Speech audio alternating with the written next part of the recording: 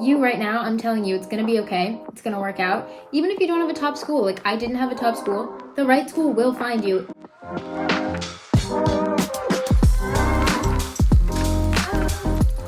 All right, so I'm actually gonna be going through like my entire application. Like I pulled up my application and I'm telling you literally every single thing that I like typed in.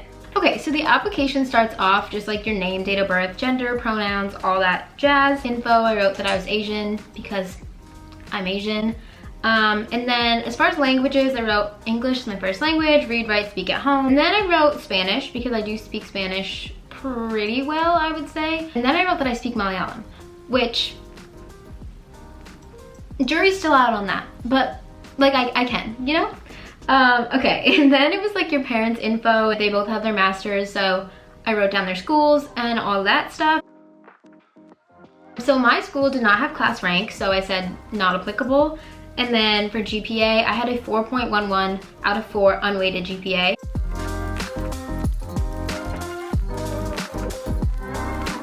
Next section was current courses. So 12th grade, I was taking AP Physics C, AP Calculus BC, AP Spanish 5 Language and Culture, AP Psychology, and then I was doing Honors Chorus, British Literature, which is just one of the Englishes that we offered. We didn't have any advanced English class or anything. Just remember that the school, when they're looking at your application, they compare it to what's available at your school, so don't stress about that. Britlit was so fun for me. I was with my friends, it was a great class, and I enjoyed it. It was not easy though, it was not easy. My last 2 classes, I was a math teaching assistant, and I get credit for that because it was like a block class.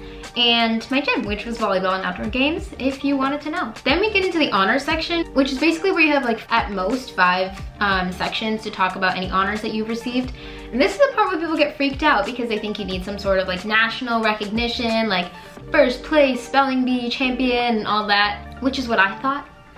But I didn't have any of that. So here's what I did have. My top was that I was in National Honor Society in 11th and 12th grade, which is the years that it was offered at my school. And I was also on council for that, so I just wrote that in parentheses. My second one was that I was in honor roll all 4 years of high school, which is obviously just, you know, at a local level, just at my high school. I was in the honor roll because of my grades. My third one was that I won the Community Service Award at my school, which is honestly pretty cool, and I was not expecting that because I love doing community service and I genuinely have a passion for it, but I wouldn't consider myself like one of the school widely acclaimed people that participate in community service, although like it is something I genuinely love, so it was such an honor to receive that. So my fourth one was just that I was an AP Scholar in 10th, 11th, and 12th grade, which is basically something that College Board like names you as if you get like, I think it's like 3 5s on AP exams.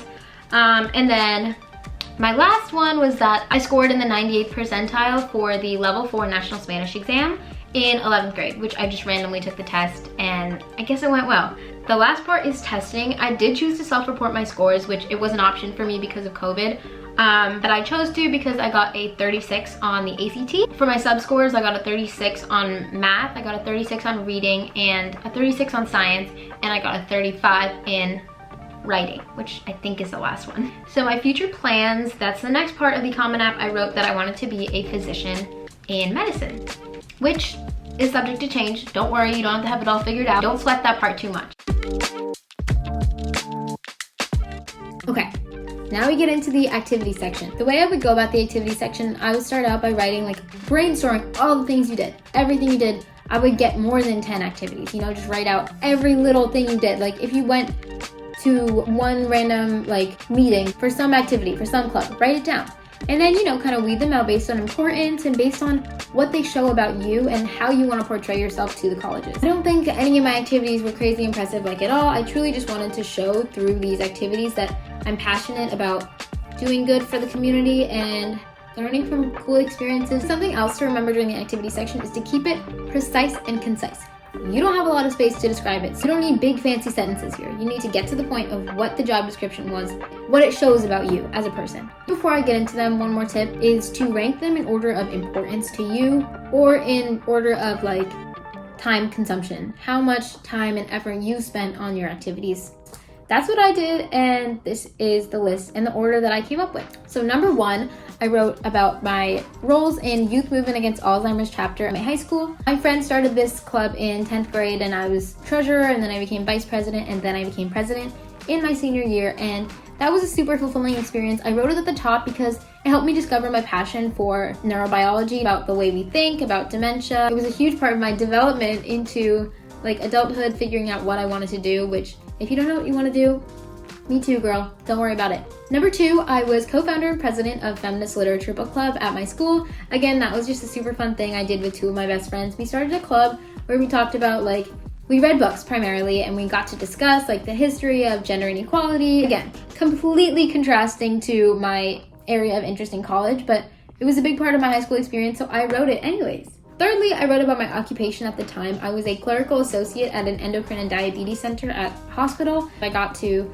kind of see the certain aspects of medicine, and I got to interact with patients, help them with calls. That's kind of what I wrote about in that little section, just my job description. Fourthly, I wrote about my experience as head of high school outreach for Boston's biggest all-female femme and non-binary hackathon. I did this in the summer of my sophomore year, and it was, again, totally completely out of my wheelhouse. I didn't know about coding, but it was such a cool experience. I got to learn from other people, and basically I wrote again about my job description, which was reaching out to high school and college clubs, and I loved it because it was a cool way to learn about coding and to empower gender minorities in STEM. Number 5, I wrote about my experience. You guys, can you see my knee just randomly popping out? Activity number 5 was about my experience in the choral program at my school.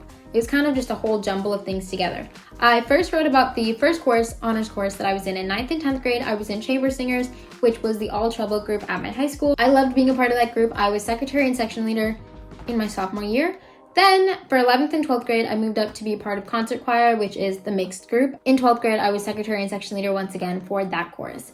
And then lastly, I wrote about my cutie little a cappella group who I love to death. If you're seeing a recurring pattern here, it's that my life is all over the place. For my description on that, I wrote about how I just organized repertoire and I led the section, all that jazz. I need water, but you're kind of resting on my water bottle.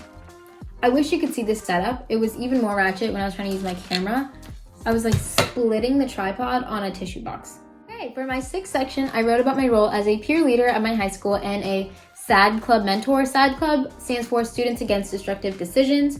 Basically what that entails is I led parent discussions about cybersecurity and talked to students in the middle school and elementary schools about drug prevention. And as a peer leader, I kind of just introduced new students to the school, kind of showed them around, was a welcoming face for them. And this was such a cool opportunity and role that I got to assume because I love doing that. That's just naturally who I am. Number 7, whichever way the camera goes. Number 7. It's one of these is right. Number 7. My role at my church.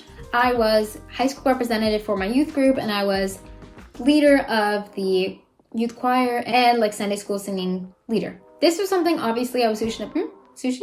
I could go for sushi. Yum, I could go for sushi. Back to what I was saying. I love sushi. Okay, let's refocus. I can't stop picturing sushi in my mind right now, and I don't know why.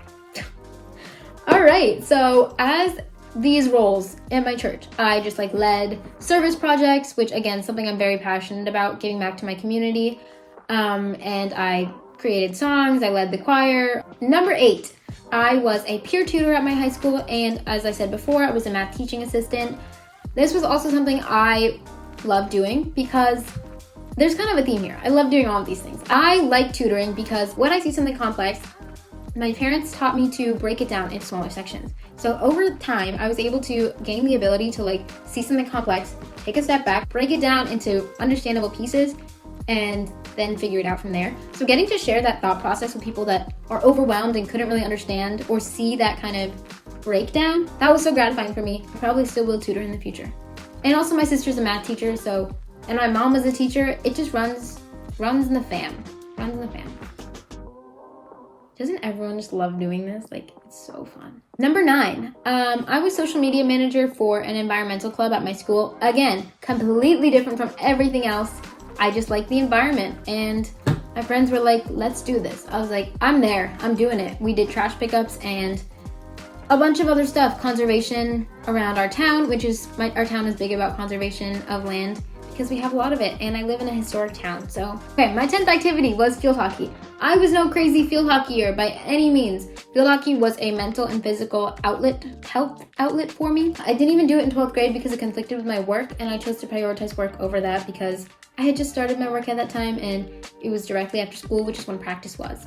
And field hockey will always hold a place in my heart. And it sucked that I didn't get to play my senior year, but I don't regret my decision. At the end of the day, like looking at it now, like I wouldn't be playing field hockey anyways. That was my activity section, kind of a doozy, but we made it through. And hopefully you learned something and are less intimidated, you know, about that section. Don't freak out. Don't think about how it has to be perceived. Write what you have and show it. Show your authentic self. It'll pay off. Promise. That is going to be it for this video today. I hope you enjoyed. I hope you learned stuff. If you want me to read my Common App essay to help you understand how to write an essay and how to be yourself, how to show yourself through an essay without just straight out bragging and seeming like arrogant, I can share that with you. I've done a lot of writing practice. I can also read my supplements for like Barnard, Cornell, UMich, or any of the schools I got into. I remember this, it was a stressful situation, and to ease some of that stress for literally any single person, that'd be awesome. I'd love to do that. So yeah, let me know if you want to see those videos. If not, all right then. If you do want to see my face more, I have an Instagram. It'll probably be in the description.